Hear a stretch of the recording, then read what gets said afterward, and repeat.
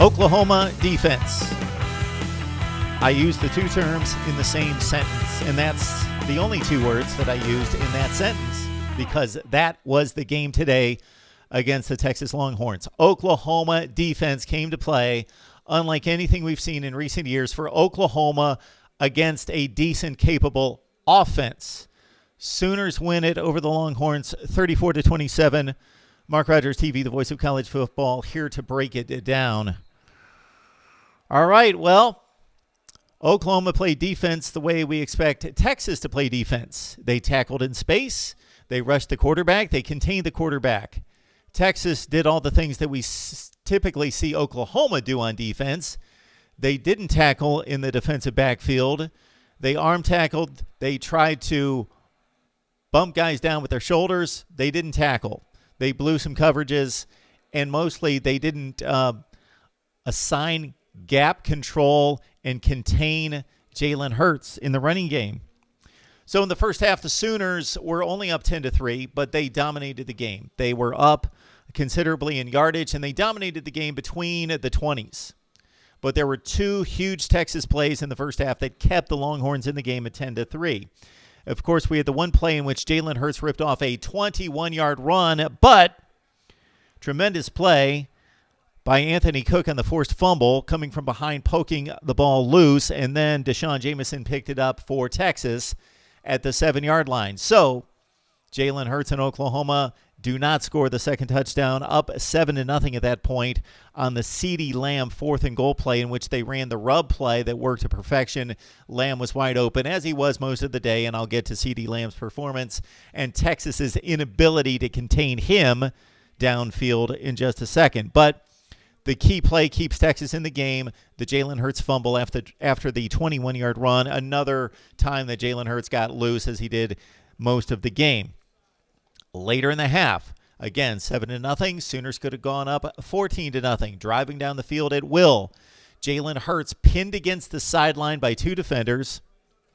Goes to the end zone. Poor decision, poor throw. Picked off right there by Brandon Jones, who took it back for Texas. So could have been a 21-0 game at that point, and Texas was pretty lifeless on offense. One of the reasons why, Oklahoma's Kenneth Murray. He has led this team in tackles for the past few years. He's been the best player on defense, but today he played like a superstar All-American. Shot out of a cannon a number of times, going from his inside linebacker position to make it all the way across the field. There were a number of times in which Sam Ehlinger broke contain, had a wide open side of the field, and Kenneth Murray came out of nowhere to limit his runs to nothing or minimal yardage to keep the Texas offense in check.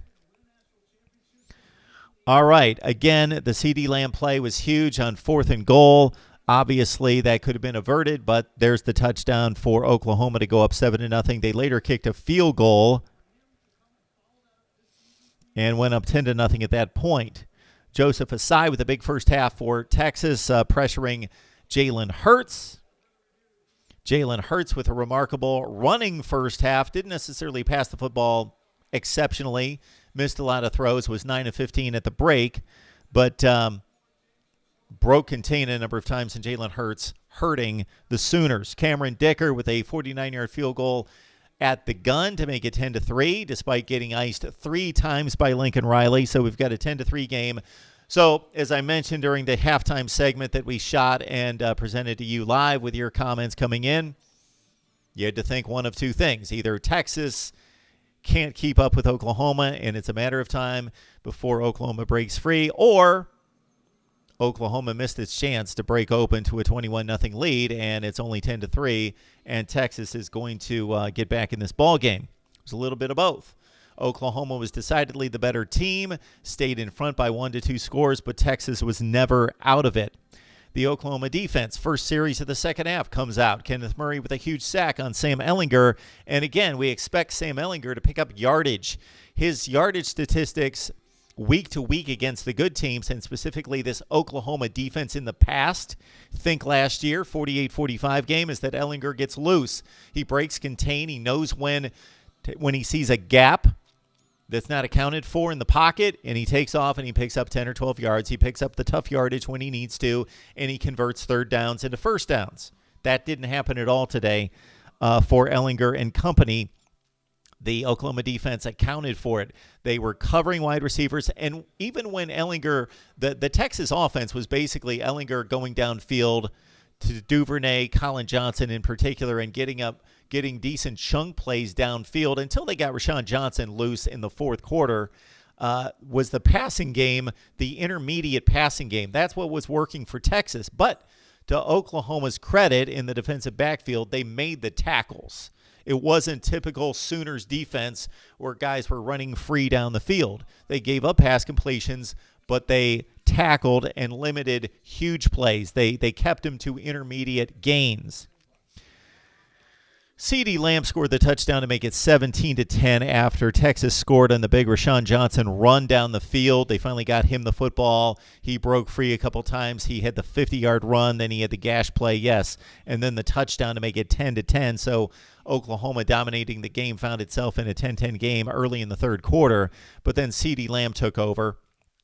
And Texas defenders in the backfield, these guys are highly recruited, exceptional athletes. They didn't tackle. They blew play after play. Two specific plays in the second half. CeeDee Lamb got loose, caught the ball, and a number of guys were in position to tackle, and their heart just wasn't in it. They either just swiped at him or they bounced off him, didn't wrap, hit and wrap, just didn't make it happen. Didn't want to tackle. I know the guy's difficult to tackle. I would have been more forgiving had he juked a guy, but they were right there ready to tackle him. They hit him, weren't invested, didn't wrap, didn't bring him down. Got to get the guy on the ground. That happened twice, and that was the ball game. 2 CeeDee Lamb, big plays out of his 10 catches for 171 and 3 touchdowns in the second half, in which guys were not invested in tackling. Specifically on the second play, it was awful. Brandon Jones, Chris Johnson didn't feel like tackling, and CeeDee Lamb runs down the sideline for a touchdown. And that made it, at that point, 27-17. And that was pretty much the ball game, The other thing that may have gotten lost in regards to hidden yardage in this game is that the Oklahoma kickoff coverage constantly pinned Texas deep. How many times did Texas start at their own 5-yard line, own 8-yard line, over and over and over and over? They had bad field position. Also, when the Sooners were only up 20-10, actually 17-10 at this point, Deshaun Jameson, who had the big forced fumble earlier, or fumble recovery, dropped a possible pick in the end zone. It was a tough catch, but a catch you would expect an athlete to make because it was right in the breadbasket. He had to run quite a ways for it. That would have been a big play for Texas to avert the field goal that made it a 2-score game once again in the fourth quarter. Now, the play that Texas did make to keep them in the ball game at 20-17 at the time was a 4th and 1 where Oklahoma went for it inside the Texas 10, and Jawan Mitchell tipped the ball at the line and forced the 4 and out and got the ball back to his offense. CeeDee Lamb again with the big plays in the second half. Texas not invested in tackling in the secondary. Sam Ellinger contained. Jalen Hurts not contained. That was the difference in the ball game. Of course, the missed onside kick. Texas, despite being outplayed for most of the day, still had a shot at 34-27 to pull off the onside kick. They perfected it and almost executed it. Didn't come up with the catch to get the ball back. And, of course, Jalen Hurts ran for the first down to ice the ball game 34-27. I thought Ellinger played an exceptional game, considering that he was under siege, did not have running room when he took off, but as a passer, threw the ball downfield, threw it on time, threw it to the right receivers. He and Colin Johnson hooked up a number of times. I had issues with Colin Johnson had a really good game, and he's back in the lineup off of injury, so there needs to be some consideration given there. He did drop a couple balls that would have been big, and certainly the failure to make the catch by Brennan Eagles down the left sideline when Ellinger threw a perfect over-the-top rainbow shot right in the breadbasket, and he had one arm pinned by the defender but didn't try to break it free, tried to catch the ball one-handed, dropped it. That was key. Would have brought Texas out to midfield with a huge first down as they were down by 1 to 2 scores at that point. Of course, they had to punt. So there were dropped plays, missed opportunities by Texas in the passing game there. Oklahoma's better than Texas. I think it's pretty easy to see, but not by a ton. These two teams most likely will rematch in Dallas in the Big 12 championship game as they did last season.